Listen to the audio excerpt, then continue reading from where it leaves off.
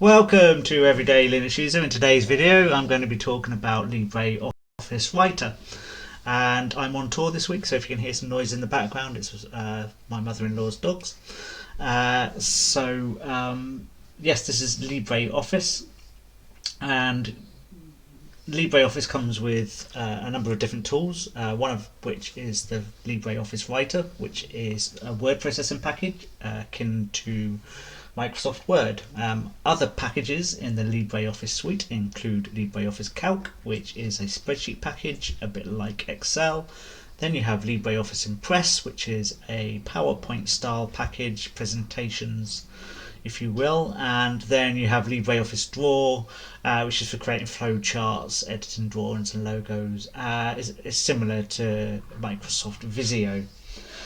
Today's video is all about LibreOffice Writer. If you haven't got LibreOffice installed and you're using a version of Linux, most versions of Linux come with LibreOffice installed already. But if they don't, there are Flatpak versions of LibreOffice. So if you use any distribution that uses Flatpaks, you can get it from the software manager. If you're using Ubuntu based, then the Snap packages available for LibreOffice, and there are also Debian packages, so you can use apt-get to install LibreOffice. You can use DNF if you're using Fedora based distributions. You can use Zypper if you're using OpenSUSE based distributions, and you can of course use Pacman from within Arch to install LibreOffice from the Arch repositories. So if you're using any kind of distribution that doesn't have LibreOffice installed and you want to use it, then it should be available within your package managers quite easily. Now in this tutorial I'm not going to show you how to install LibreOffice. It should be installed really, and it should be easy to find, and it's just more of a package manager type tutorial that you're needing. So here we are, this is LibreOffice Writer. By default there's two view modes. There's this normal mode, which is WYSIWYG, so what you see is what you get, and this is where you do your normal typing. There's also the web layout, which is more landscape view of the document. Most people will probably find the normal view is what they're looking for. You can customize this pane along the top. You can see it's quite messy, and it'll take a while to get used to. Along the bottom here, if we look at this, we've got the paragraph styles, so we can put a title in.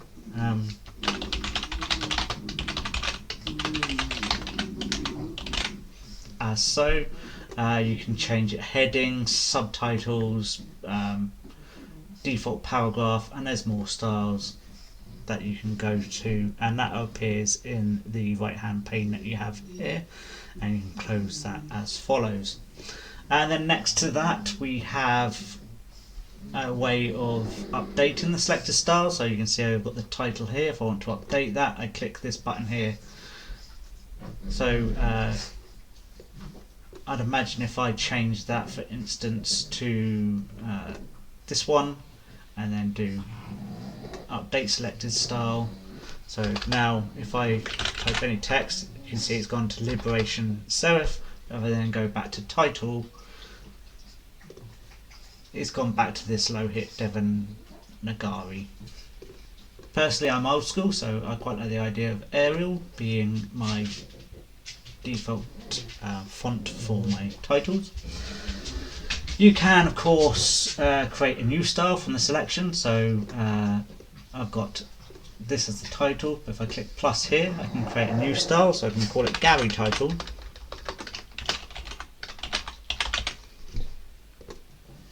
And so I can have, so if I make my default title, I can make that low hit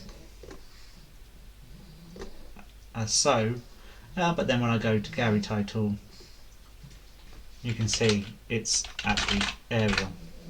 Right, so next to the changing of styles, you can actually change the font for the one that you're currently selecting. So if I choose this one, for instance, it's currently selected to low hit. If I select that to be a Garv, for instance, but I make this a title, you can see it's Arial.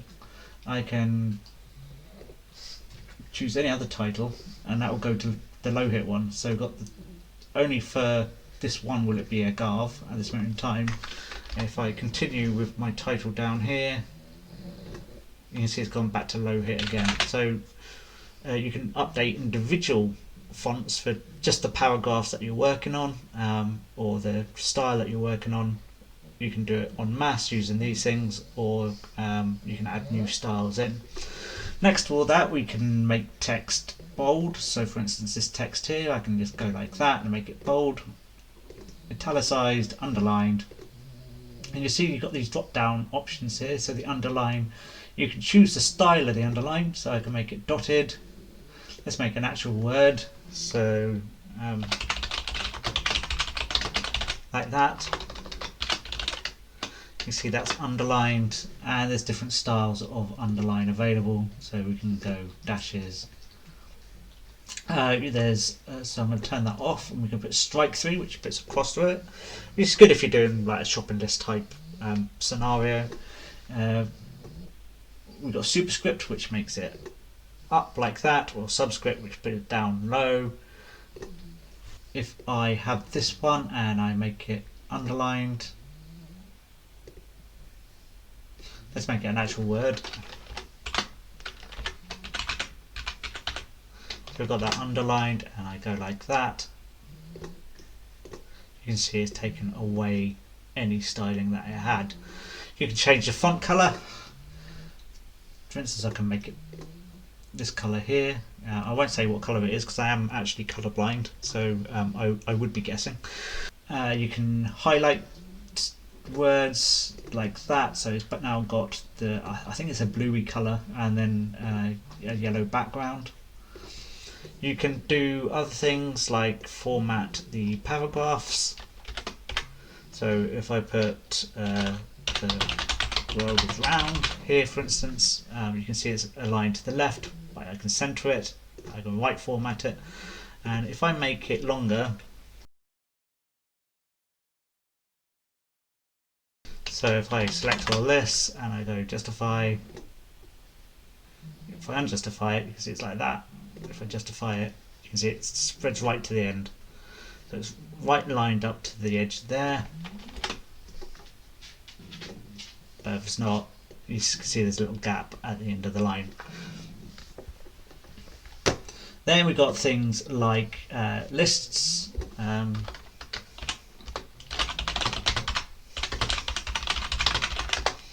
so for an unordered list, you'd have, say, bananas, apples, pears, strawberries, etc. And you can change the style of the ordered list. That's where these little drop downs come in. So you can have these nice little diamond shapes, or you can have ticks if you want a tick box type thing. Then we have ordered lists. So an ordered list would be, for instance,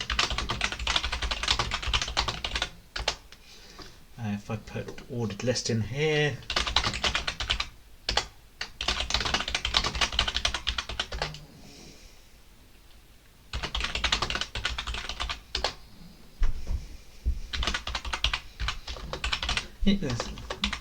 you get the general idea. And again, you can change the styling of the numbers. So if I select that now and change that as numbering, we can have ABC, or we can have Roman numerals, and so on. And then you've got this staggered indented list. So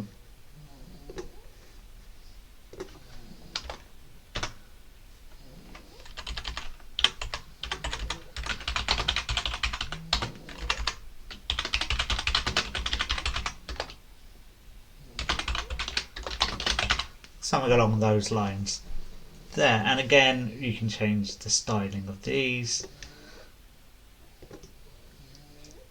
So you can have 1.1, 1.2, etc. You can indent things, so you can put an indent like that. You can push it back out the other way. And you can set line spacing. So by default, you can see it's single line spacing. But if I click here, and you can make it double line spacing if we went to go back to the 80s. Believe it or not, when I was a student at school, we still had typing classes on actual manual and electric typewriters. And double line spacing was the order of the day back then. So you can increase the paragraph spacing, so that's the space between paragraphs. So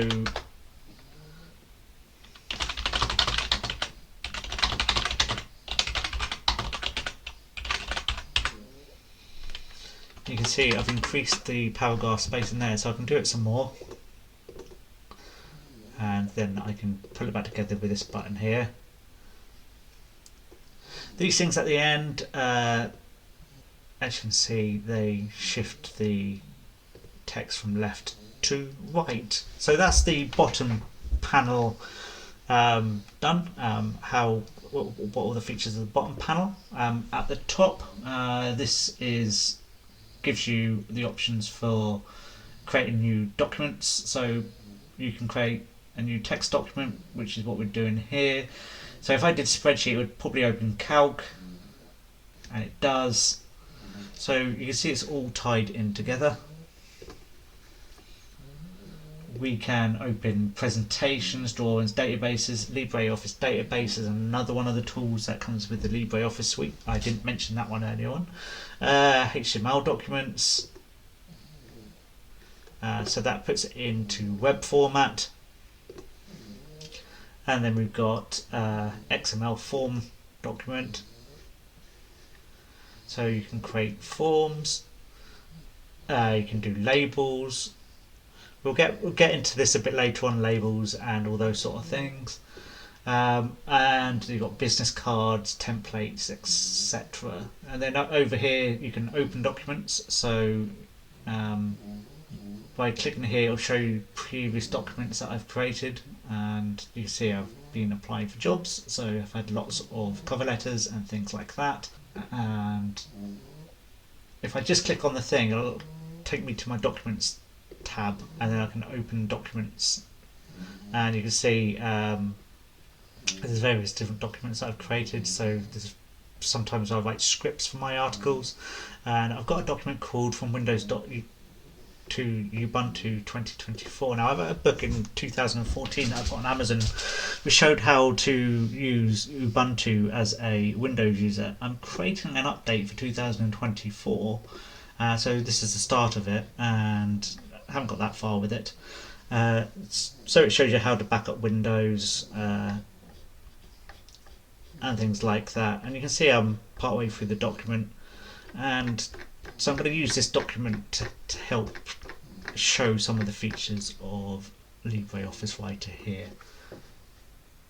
This button here is for saving, so you can export as PDF, you can save a copy, you can create templates, so and you can save files remotely. Now, I found the saving remotely not overly clever. I think you're better off actually saving it to your drive on your machine and then uploading it to the cloud at your own leisure, and that's something we can talk about in another article. So if you want to, I could export this directly to PDF. So if I do that now, I can go to my documents,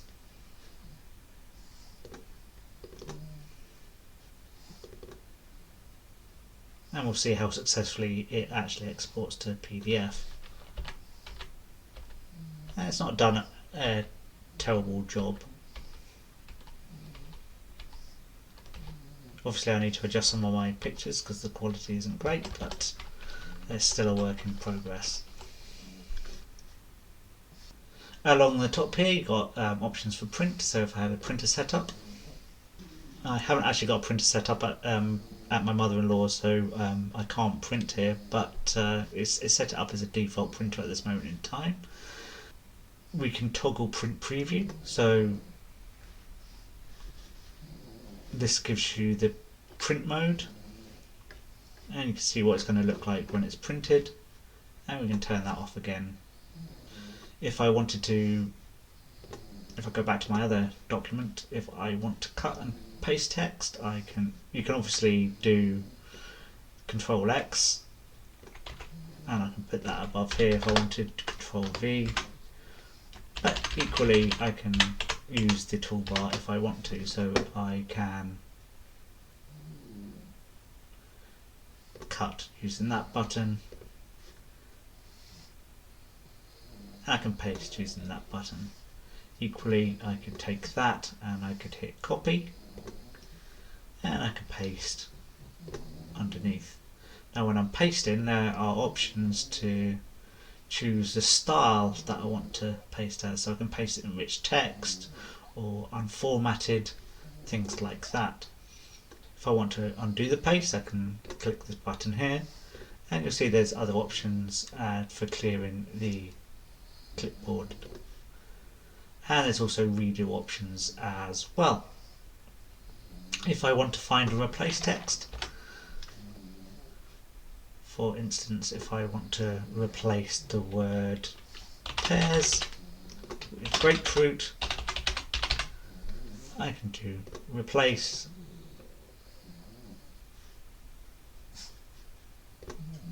and you can see down here it's changed the word pears to grapefruit, and there's various options here.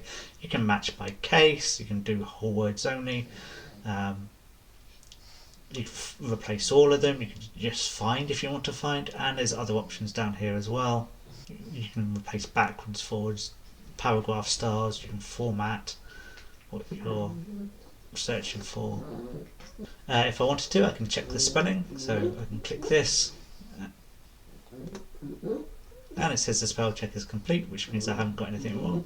But for instance, if I change this and made it list, hopefully now it should find that as a spelling mistake, and you can see it has, and it gives a suggestion, and I can do that, and the spell check is again complete. You can add formatting marks. Now these won't get printed out when you print, so don't worry about that, but they help you see where there's return characters, so if there's any sort of funny characters, etc., you can see where they are. We can add tables into our document, so if I click the button here, you can actually drag the style of the table you want. So for instance, if I wanted to list my favourite bands in a tabular format, I could go band name, favourite album, for instance. And we can change the style of the, so we could do table heading like that, and then down here we could say something along those lines. You can see, please don't judge my taste in music, if I find it a personal thing. We can do more with the tables, so if I click down here, you can see there's more options. We can change the styling.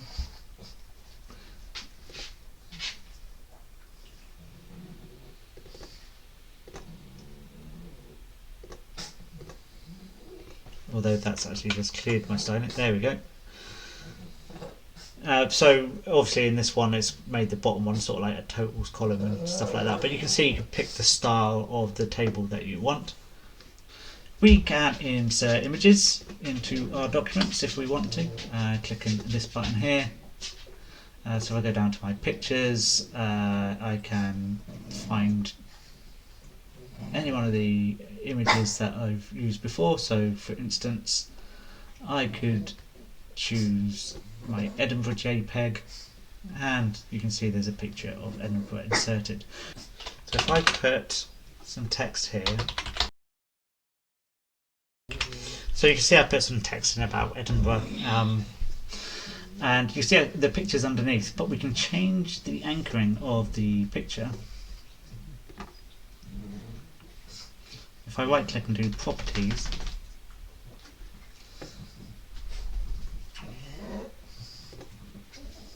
we can do wrapping before. Let's make the picture smaller. Let me drag it up a little bit. Clear this table out of the way.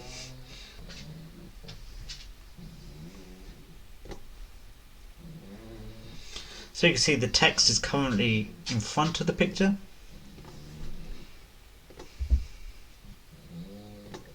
We can do wrap off, and so you see it's now above. You can see you can do it straight from the menu. So now the text goes after. Optimal, that hasn't really done anything at all. Parallel, so the image now goes through the middle, and then we can do through like that, or in background. You can edit the contours.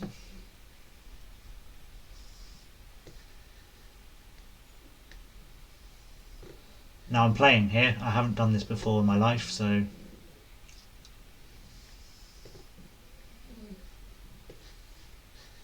as you can see, it's made it an ellipse. You can add spacing to the left and the right, and top and bottom.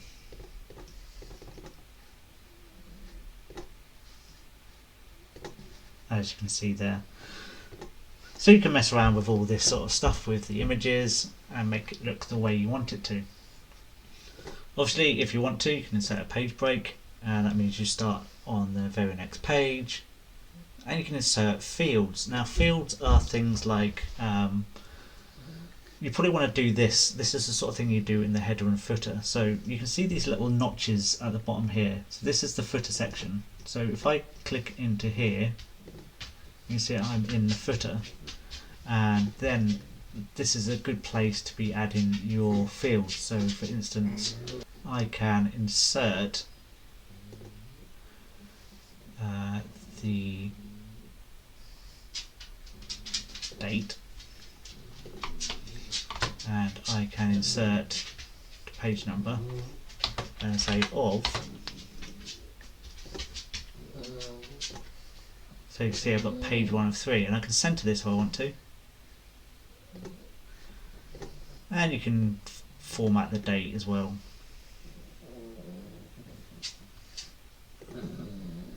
So the date's in that format, but I could easily do it in that format. So you can see I've got the date, and I can put a little splitter in there if I want to. And you can format that any way you want. So that's how fields work. You can also obviously update the header just by clicking here, and you can put other fields into here as well if you want to. So the title. Now obviously I have to give the document some properties for it to do that. So if we go into the properties here, you can see it's untitled. So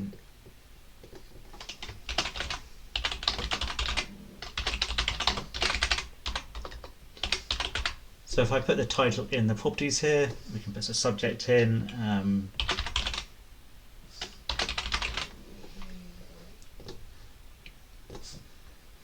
And you can see now that's become part of the title field here.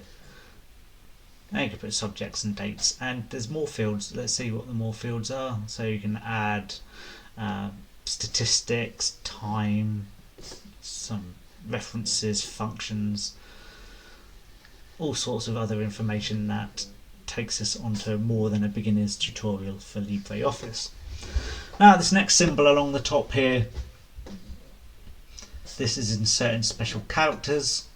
If you are using a certain type of keyboard and you can't find the character on the keyboard, you can add it in using the special characters thing up here. So for instance, if you're in America, you've got a US keyboard and you want to insert the euro symbol, then you can come up here and click euro, and you get the euro symbol there, and you can get the pound symbol, and you can get the yen symbol and all sorts of other financial symbols as well. And you can see you've got the less than and greater than symbols, the infinity symbol, pi. Up here you can add hyperlinks, so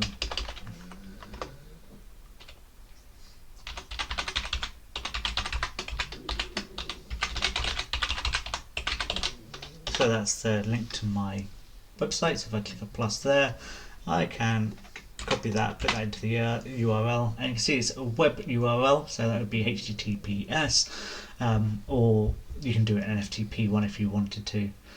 These are internet ones. If it was a mail, you click on mail and then you put the recipient in and the subject title.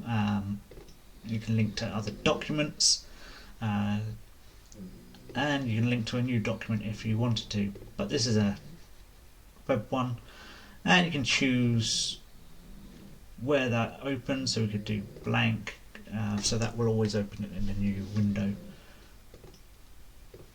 And you can choose, is it a form of text or is it a form of a button? So if I make it a button like this and click OK, you can see that's turned that into a button, a clickable button. These options up here are for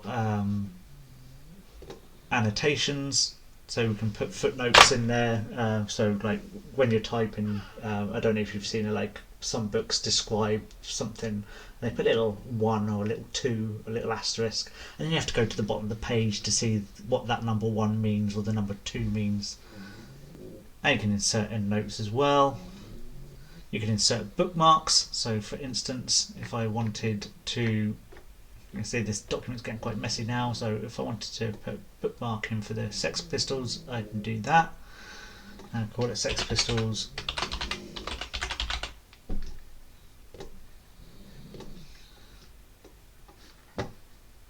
So if I wanted to go to a bookmark, so I click this view over here, navigate, so I can go to bookmarks, and you can see I've got Sex Pistols, and it will automatically show me the bookmark.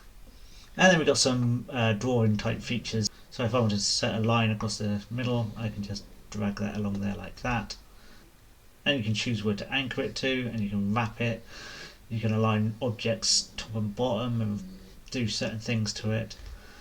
You can insert other types of shapes. So we've got flowchart style symbols here, database. So you can do sort of drawing type tasks. And then this last symbol is showing the drawing functions. And you can see there's a little panel gone across the bottom. So that's the basic normal layout and the features of all the things on this taskbar here. We can actually change it though. So you've got this option here called User Interface. So if I click there, you can see I've got a standard toolbar at the top. If I click on Tabbed, you can apply this to all, so this would apply to every single LibreOffice app or just to Writer itself. So we'll just do Writer. If I click that, you can see the layout changes. So I can, this is more like the Microsoft Office way of doing things. So different tabs do different things. If you don't like that, you can, I mean, the one thing about that is you can see you get the 3 different views of normal, web and print preview. So that's quite a nice thing to have. Clicking there, by the way, brings back your menu bar, so I can go back into my user interface and then I'll go for a single toolbar, which puts everything along the one place. You can have a sidebar as follows. So then you have your list of properties here, you can have your styles. So here's all your styles now. You've got this gallery thing here for images, etc. and arrows. You've got this for properties. You've got page settings by having this sidebar active. Then we've got Tab Compact, which is this form of layout. So it's the same as the tabbed one, but slightly more compact. Grouped, compact, and then contextual single. So we'll close that and we'll go back into the standard toolbar. So if you want to, you can create a document using a wizard. So if I go for a letter, for instance, it will let me create a document based on various features here. So I can do a business letter, I can do a personal letter, so personal to friends for instance, or formal personal letter to a business, or standard business letter. You can have layouts, printed items and things like that. I'm actually going to close this document and we won't save it because it's a bit of a mess. I'm going to close this one as well because I don't want to update it. So you can see the different types of letter we've got here. You can do faxes, but it's not 1999 anymore. You can do agendas for meetings. You've got this thing called templates, so you can manage templates. And so you can see these are the default ones. But you can import templates as well. Now if we look under the view menu, you can see we already looked at the user interface, but there's all these other toolbars that you can enable. So we can add one called mail merge, and I'm going to do in a separate tutorial how to do mail merges in LibreOffice, because this is an overview of LibreOffice and this is sort of like a function that warrants its own tutorial. So I will do a tutorial about mail merge shortly. Other toolbars, we've got form designs, we've got logos, change tracking, table toolbars, media playback, so all sorts of different toolbars. And it shows quite how in depth LibreOffice actually is. Now when you think of Microsoft Word, everyone thinks, oh, all the functionality that's in Microsoft Word, but LibreOffice has grown and grown and grown, and it's got all these features, and most of us never touch the size of what these tools can actually do. So from a Linux perspective, LibreOffice really is an excellent tool. Now one thing that could be said about it is the compatibility with Word formats isn't perfect. There are other Linux word processors that I find are closer to the Microsoft Word format. I know OnlyOffice seems to do a better job of it. But LibreOffice, if you want to use it in its own right and you're creating documents for your own use and you're for printing it out and sending it to people, you can always export to PDF. PDF is a standard format, everything always comes out, and what you see is what you get in PDF format. Whilst you can edit PDFs, people tend not to. Once the PDF is, as far as I'm concerned, a fixed format. Once you've output it to that format, that's the way it's supposed to be read. You can insert audio and video into your documents if you want to. So if I wanted to, for instance, put a little clip about AI into my document, I can do that, and I can change the size of it. So let's make it maybe 7 centimeters in width, and you can see we've got that there. You can see I've got this button, this toolbar at the bottom, and you can see it's actually playing the video as part of this document. So that means like if you were sending out a document that's multimedia in effect, so it's got all the text that you need to display, but it's also got a few tutorial videos on the way through. LibreOffice allows you to do that, and that's a really nice feature, and you can view it in normal mode as well. And if I want to, I can make it bigger, and there you can see I can put this video here and put a load of text around it, and then so you could have a document that describes how to do something step by step, but then have an instructional video as well. So you can add tables and indexes to things. So if I reopen my document here, which is my book that I'm writing, and I insert table and contents,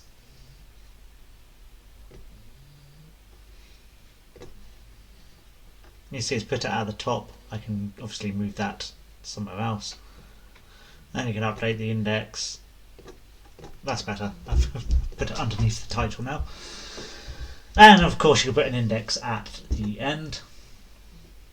You can add page numbers as I've shown, you do headers and footers. You can even do envelopes if you've got envelope printing. I've done a lot of the formatting using the toolbar, but you can add watermarks. So I could say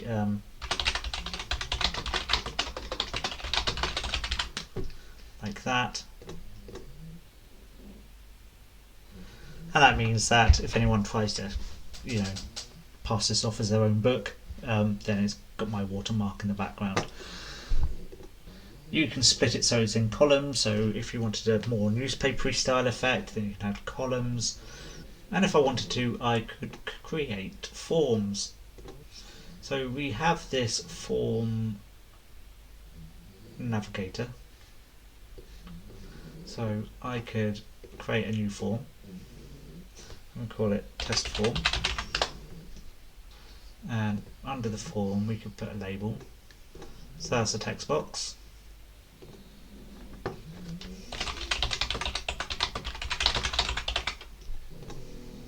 And we could add in a label. And we can add in buttons. Obviously you can make the design of your form a lot better than I'm showing here. Essentially you can make a functional form that then does something when somebody fills in all the details. And there's even development tools which enable you to have events linked to the forms that you are creating. Now again, I feel this is a tutorial for another day. It's not one for today, so I'm not going to do it as part of this. This is an introduction to LibreOffice Writer. It's not a fully fledged here's how everything works, because that would be absurd. I feel like this video is already getting quite long. You can protect your document, you can protect fields, protect bookmarks. You can do redactions. So for instance, let me get rid of this form. So for instance, if I had some text here,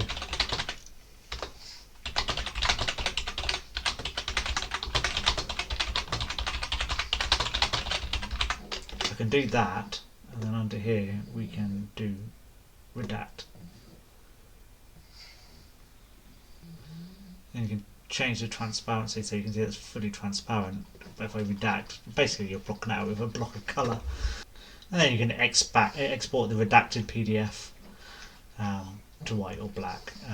So finally there is the help menu. If you wanted to find more out, you can click F1. It will give you a full concise guide to LibreOffice. You can have tips of the day, help, and there's information about how to get involved, about the version of LibreOffice that you're using, and licensing information. And that's really the end of this tutorial. If you like it, give it a thumbs up, hit the subscribe button. I'll see you next time on Everyday Linux User.